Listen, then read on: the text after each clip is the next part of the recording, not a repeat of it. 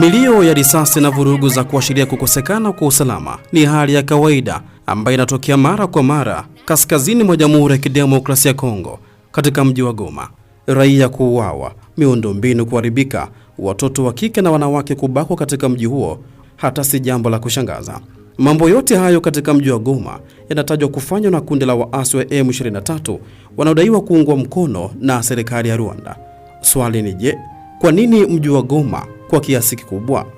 Mji huo ni mji mkuu wa mkoa wa Kivu Kaskazini nchini Jamhuri ya Kidemokrasia ya Kongo, ambao upo katika pwani ya kaskazini ya Ziwa Kivu na mpaka wa mji wa Gisenyi katika nchi ya Rwanda unakadiriwa kuwa na zaidi ya wakazi milioni 1.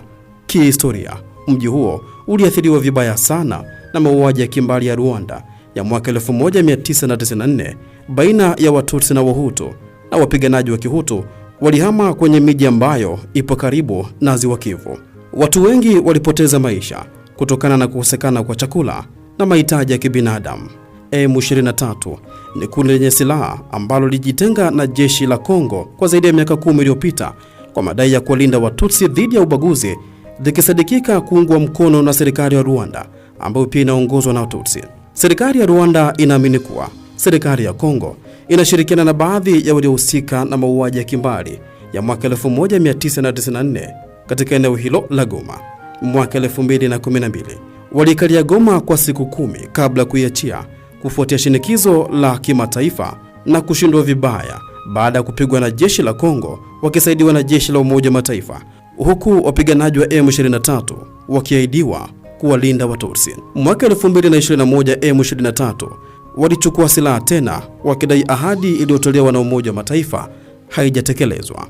Goma daima imekuwa kitovu muhimu cha uchumi, hususan biashara, ikiwa na udongo wenye rutuba, shughuli za wachimbaji madini ikiwemo madini ya dhahabu, bati, cobalt na coltan, sambamba na kuwa na kambi ya walinda amani wa Umoja wa Mataifa, swala ambalo limevutia biashara nyingi ndani na nje ya Goma.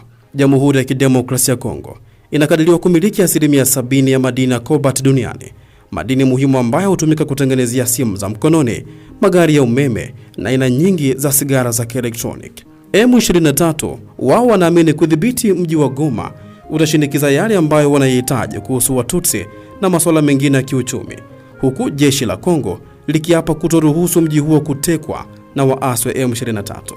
Ikumbukwe, Umoja wa Mataifa nao wameweka kambi katika mji huo wa Goma kuongeza usalama. Je, nini kifanyike vita hivyo visiweze kuendelea na kuepuka kuhatarisha usalama wa wananchi?